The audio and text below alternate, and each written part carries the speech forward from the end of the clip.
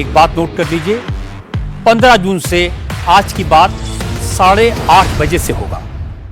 2/3 ये नया magic number है। 2/3 होते ही सबसे बड़ा बदलाव शुरू होगा।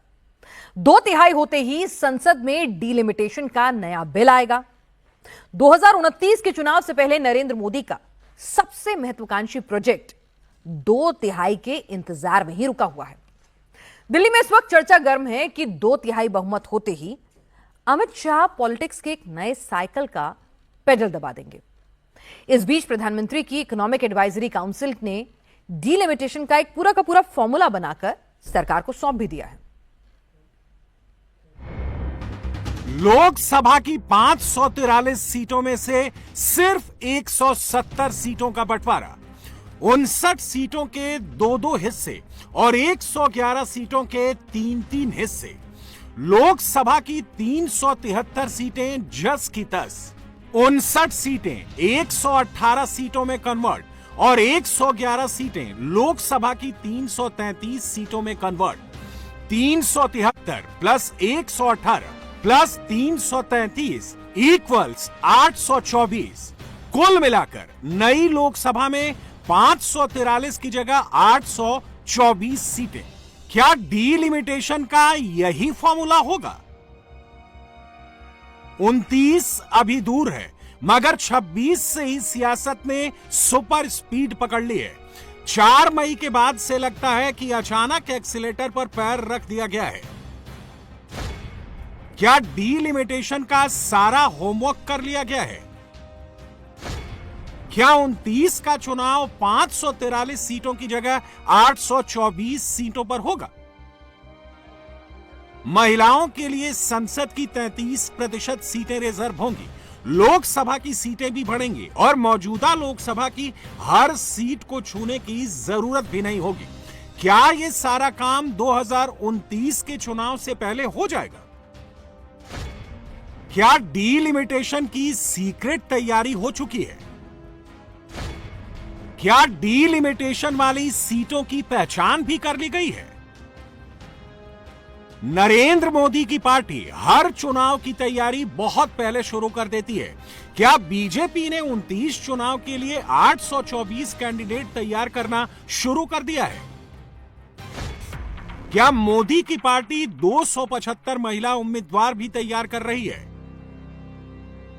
आप पूछेंगे कि 2029 से पहले यह सब कैसे हो जाएगा? बड़ा नेचुरल सा सवाल है। डीलिमिटेशन शुरू करने से पहले संसद से बिल पास कराना पड़ेगा। 2 महीना पहले ही लोकसभा में महिला आरक्षण संविधान संशोधन बिल और डीलिमिटेशन बिल गिर गया था, क्योंकि सरकार 2/3 नंबर नहीं जुटा पाई थी।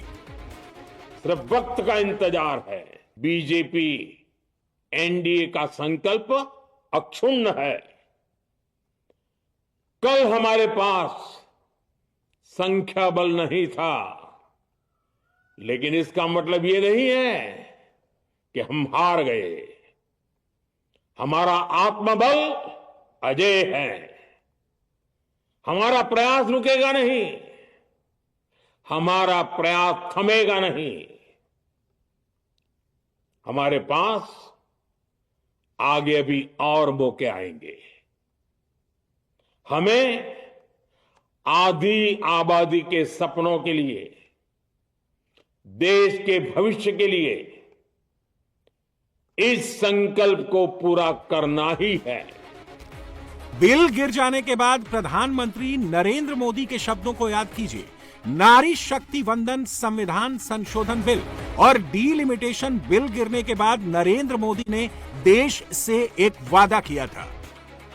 आज भले ही बिल पास कराने के लिए जरूरी 66% वोट हमें नहीं मिला हो, लेकिन मैं जानता हूं देश की 100%, 100% नारी शक्ति का आशीर्वाद हमारे साथ है। हम महिला आरक्षण के रास्ते में आने वाले हर रुकावट को खत्म करके रहेंगे, हटा करके रहेंगे। हमारा हौसला भी बुलंद है। हमारी हिम्मत भी अटूट है और हमारा इरादा भी अड़िग है। प्रधानमंत्री नरेंद्र मोदी को अपना वादा याद है। गृह मंत्री अमित शाह एक भी बात नहीं भूले। नरेंद्र मोदी की सरकार के कई मंत्री और बीजेपी के कई वरिष्ठ नेता ये संकेत दे रहे हैं कि जैसे ही उनके पास 2/3 नंबर होंगे वैसे ही वो डीलिमिटेशन बिल लेकर आएंगे। 2/3 बहुमत का मतलब हुआ लोकसभा की मौजूदा स्ट्रेंथ 540 के हिसाब से 360 सांसदों का समर्थन और राज्यसभा की करंट स्ट्रेंथ 239 के हिसाब से 160 सांसदों का समर्थन। लोकसभा में एनडीए अभी 318 के स्कोर पर है और राज्यसभा में एनडीए का स्कोर 149 है। यानी लोकसभा में 42 वोट की कमी है और राज्यसभा में 11 वोट की कमी है। 18 जून को राज्यसभा का स्कोर बदलेगा, तब तक लोकसभा का नंबर भी चेंज हो सकता है। बंगाल के साथ साथ महाराष्ट्र में भी सिचुएशन तेजी से बदल रही है।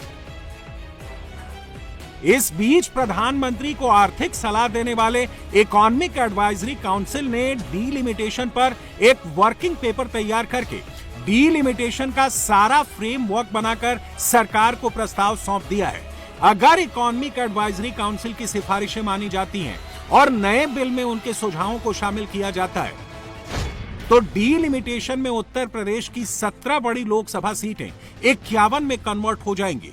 महाराष्ट्र की 12 लोकसभा सीटों में से 36 सीटें तैयार होंगी। बिहार और बंगाल की 10-10 लोकसभा सीटों में से 30-30 लोकसभा सीटें बनेंगी। डीलिमिटेशन से केरल और तमिलनाडु की 22 सीटें 2-2 हिस्से में बढ़ जाएंगी। इस तरह वहां 22 सीटों से लोकसभा की 44 सीटें तैयार होंगी। डीलिमिटेशन के नए फॉर्मूले में किसी भी राज्य को घाटा नहीं होगा, किसी भी राज्य को बेजा फायदा नहीं होगा। लोकसभा में बड़े राज्यों का प्रतिनिधित्व कमोबेश अभी जैसा ही रहेगा। ईएसी के फॉर्मूले पर डीलिमिटेशन हुआ तो उत्तर भारत के 6 बड़े राज्यों में लोकसभा की 248 सीटों की जगह 373 सीटें होंगी। उत्तर प्रदेश में 80 की जगह लोकसभा की 120 सीटें होंगी। बिहार में 40 की जगह 60 सीटें होंगी। महाराष्ट्र में 48 सीटें 2029 के चुनाव में 72 सीटों में बदल जाएंगी। मध्य प्रदेश की लोकसभा सीटें 29 से बढ़कर 44 हो जाएंगी। गुजरात में लोकसभा की 26 सीटें 39 सीटों में कन्वर्ट होंगी और राजस्थान में लोकसभा की 25 सीटों की जगह 38 सीटें होंगी। अभी 543 सीटों वाली लोकसभा में उत्तर भारत के 6 बड़े राज्यों का रिप्रेजेंटेशन 45.67% है। 824 सीटों वाली लोकसभा में उत्तर प्रदेश के 6 बड़े राज्यों का रिप्रेजेंटेशन 45.26% होगा। 17 अप्रैल को लोकसभा में मोदी सरकार का जो बिल गिरा था उसके पीछे सबसे बड़ी वजह दक्षिण के राज्य थे। दक्षिणी राज्यों को यह डर था कि लोकसभा में उनकी वक़्त, उनकी ताकत घट जाएगी। अब देखते हैं कि इकोनॉमिक एडवाइजरी काउंसिल के प्रस्ताव पर अगर नया डीलिमिटेशन बिल आता है तो दक्षिणी राज्यों का क्या होगा। दक्षिण के 5 राज्यों में 129 की जगह लोकसभा की 195 सीटें होंगी। तमिलनाडु में 39 सीटों की जगह 59 सीटें, कर्नाटक में 28 की जगह 42 सीटें, आंध्र प्रदेश में 25 सीटों की जगह 38 सीटें, केरल में लोकसभा की 20 सीटों की जगह 30 सीटें और तेलंगाना में 17 सीटों की जगह 26 सीटें। 5 राज्यों को कुल मिलाकर 195 सीटें। अभी 543 सीटों वाली लोकसभा में दक्षिण के 5 राज्यों का रिप्रेजेंटेशन 23.75% है। 824 सीटों वाली लोकसभा में दक्षिण के 5 राज्यों का रिप्रेजेंटेशन 23.66% होगा। धीरे धीरे ये बात साफ होने लगी है कि दक्षिण के राज्यों को नुमाइंदगी घटने का जो डर दिखाया गया था वो डर असल में एक हवा था जिसे मोदी विरोधियों ने खड़ा किया था। दक्षिण के राज्यों ने जनसंख्या विस्फोट नियंत्रित करने में उत्तर के राज्यों से ज्यादा कामयाबी हासिल की। इसलिए सिर्फ आबादी के आधार पर सीटें बढ़ाने का फॉर्मूला लागू हुआ तो दक्षिणी राज्यों को सबसे ज्यादा घाटा होगा। शुक्र है कि ऐसा बिल्कुल नहीं होने जा रहा है। नरेंद्र मोदी की सरकार दक्षिण के राज्यों का कोई नुकसान नहीं करने जा रही है। मिनिमम 50% सीटें बढ़ाने की गारंटी कायम है। अगर अब भी कंफ्यूजन है तो 17 अप्रैल को गृह मंत्री अमित शाह ने संसद में जो कहा था उसे याद कीजिए। अगर इस बिल का विरोध करने का कारण 50% लिखित में चाहिए तो 1 घंटा सदन बंद कर दिए, मैं ऑफिशियल अमेंडमेंट लेकर आता हूं मान्यवर, मगर बिल पारित करने का वो वादा करिए। 1 घंटा आप सदन स्थगित कर दीजिए, 1 घंटे में मैं मेरा ऑफिशियल अमेंडमेंट मेरे पास में तैयार है, जेरोक्स कराकर सभी सदस्यों को सर्कुलेट कर दूंगा, क्योंकि हमें 50% सीट बढ़ानी है, हमें कुछ छुपाना नहीं है, हमें कोई चोरी करनी नहीं है, तो हम कर देंगे। अमित शाह ने संसद में खड़े होकर विपक्ष को भरोसा दिया था, डीलिमिटेशन बिल का ड्राफ्ट बदलने की भी बात कही थी, लेकिन तब सरकार के विरोध में एकजुट हुए दलों के नेता किसी भी तरह परिसीमन बिल गिराने में लगे हुए थे, क्योंकि बिल गिराकर ही उनको अपनी ताकत दिखानी थी। अभी तक 11 साल का जो अनुभव है लगभग, अध्यक्ष महोदय, अगर भारतीय जनता पार्टी ये लिख करके दे देगी कि हम महिला प्रधानमंत्री बनाएंगे, तब भी हम इन पर भरोसा नहीं करेंगे। मोदी सरकार का परिसीमन बिल गिर गया तो महिला आरक्षण की राह में भी रोड़ा अटक गया था। ये हिंदुस्तान का राजनीतिक जो स्ट्रक्चर है, इलेक्टोरल स्ट्रक्चर है, उसको बदलने की कोशिश है। ये हमने रोक दिया है। देखा मोदी जी का चेहरा, देखा आपने? जैसे जैसे डीलिमिटेशन के मॉडल सामने आ रहे हैं, दक्षिण के राज्यों का डर दूर होता जा रहा है। 4 मई के बाद तमिलनाडु में जो सियासी हालात बने हैं, उसमें स्टालिन की पार्टी डीएमके भी कहने लगी है कि डीलिमिटेशन का नया बिल आएगा तो उसे देखेंगे, परखेंगे और सही लगा तो उसे समर्थन करने की सोचेंगे। ये वही स्टालिन हैं जिन्होंने काले कपड़े पहनकर काला झंडा उठाकर डीलिमिटेशन बिल की कॉपी जला दी थी। स्टालिन ने तमिलनाडु चुनाव में डीलिमिटेशन को सियासी मुद्दा बना लिया था, लेकिन अब वक्त बदल चुका है, सियासत बदल चुकी है, सियासी हालात बदल चुके हैं।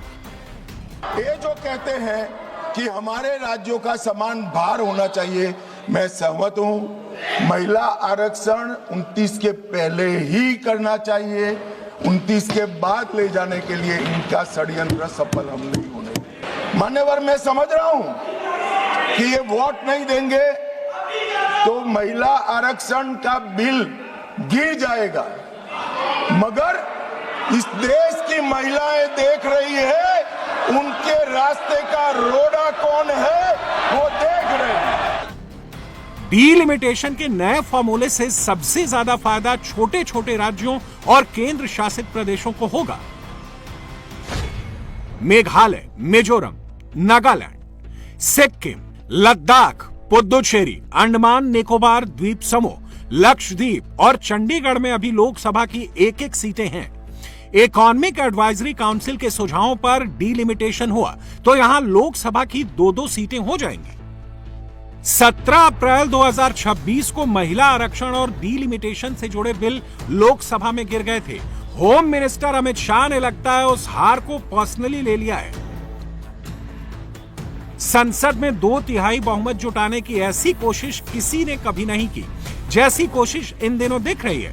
बंगाल और तमिलनाडु के चुनाव नतीजों ने ऐसी पॉलिटिकल सुनामी ला दी है जिसमें डीलिमिटेशन बिल हकीकत के करीब पहुंचता दिख रहा है। पहली बार डीलिमिटेशन के किसी ऑफिशियल पेपर पर डेमोग्राफी का जिक्र आया है। प्रधानमंत्री की इकोनॉमिक एडवाइजरी काउंसिल ने डीलिमिटेशन पर जो प्रस्ताव तैयार किया है, उसके मुताबिक डीलिमिटेशन का बेस सिर्फ आबादी नहीं होगा, कॉन्स्टिट्यूएंसी का साइज भी मैटर करेगा। साथ ही डेमोग्राफी और लिंग्विस्टिक प्रोफाइल भी देखी जाएगी।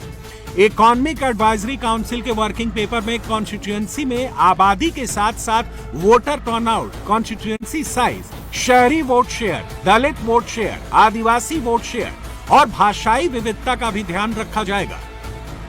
इकोनॉमिक एडवाइजरी काउंसिल के सुझावों के पीछे वोटर टर्नआउट बढ़ाने की सोच है।